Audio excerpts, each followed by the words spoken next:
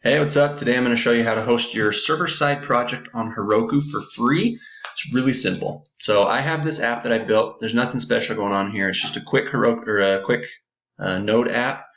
I have one endpoint. It's a GET request to validate token, and all it does is take this token off the URL and send it back to the client so that we know it's working.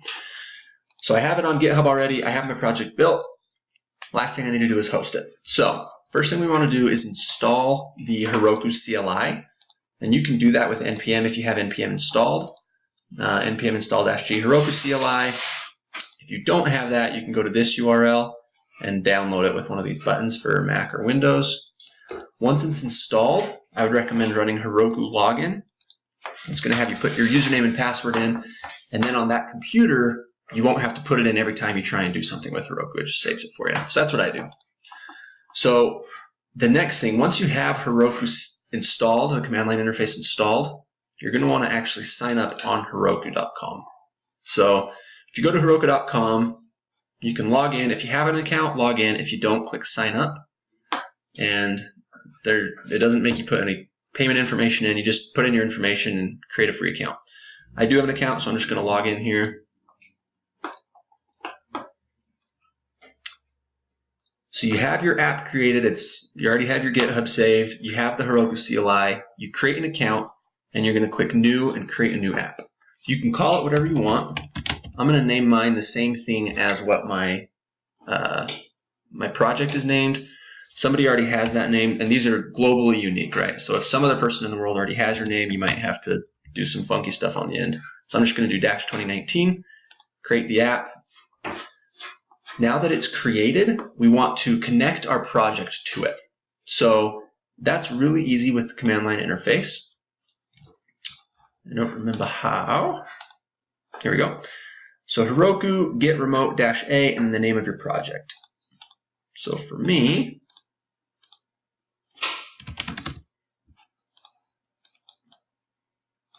let's see, Heroku get remote -a, and I named mine Heroku -node -2019.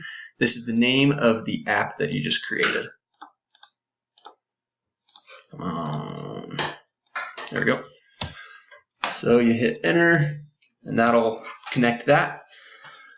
Once it's connected, you should be able to do get remote -v and see it listed there along with your GitHub. So git push origin master will send your stuff to GitHub. Git push Heroku master will send your project to Heroku. Heroku will deploy it automatically. Before you do that though, make sure you have a start script listed. So in your package.json, once Heroku gets the code, it's going to try and run this start script. If you don't have them listed, it doesn't know what to do. So I'm just telling it to run node on my index.js file. That's it. So once you're at that point, just git push Heroku master, and this is going to send your code up to Heroku. It will deploy it automatically, and then it's going to tell you the URL that you can go to see it. The URL scheme they use is always the exact same. It's the name of your project, .herokuapp.com. And well, let's see if it's done. Okay, my app is live. If it wasn't, it would show an error instead. You notice the URL they list is the same one that we went to.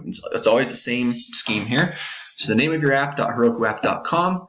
And of course, it can't get anything because I don't have an endpoint with just a slash. My only endpoint is validate token. So we'll go there. And all this does is pull this number off of here and send it back. But that's it. I mean, the app is live. It's on the server. One other thing to note is that anything in your git ignore is not going up to Heroku. So Heroku gets your code, it runs npm install, and then it uses your start script. So any environment variables that you have, you're going to have to set manually, and that's actually really easy. You use this command here. Once you've set it, you can use the get command to make sure that it's there. If you ever need to unset it, you can. So in my case, my only environment variable is port 8080. So Heroku, let's see what the command is here. Heroku config set, and then your environment variable. config set port 8080. That will send my environment variable up to Heroku. Done. And I'm just going to make sure that I got it. And it did. Okay, so that's it. The app is live. If you want to go one step further, another thing you can do is use the database on Heroku, and you can use a free one.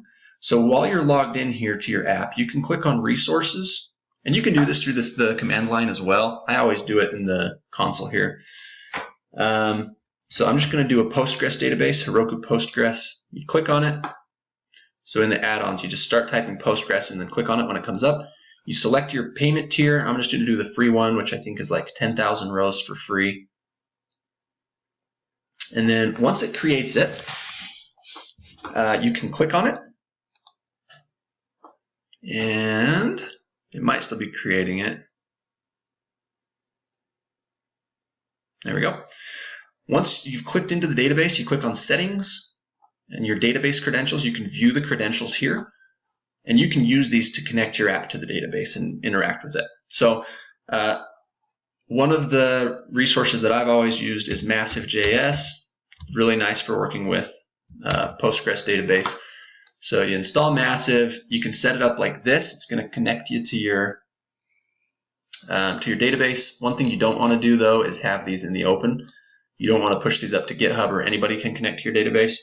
So instead, you'll do process.env.host, and you'll save that in your env. And you do that for all these. Anything that's a secret you don't want to push up to GitHub, you can do it with your env. Once that's connected, it's going to save it on the app.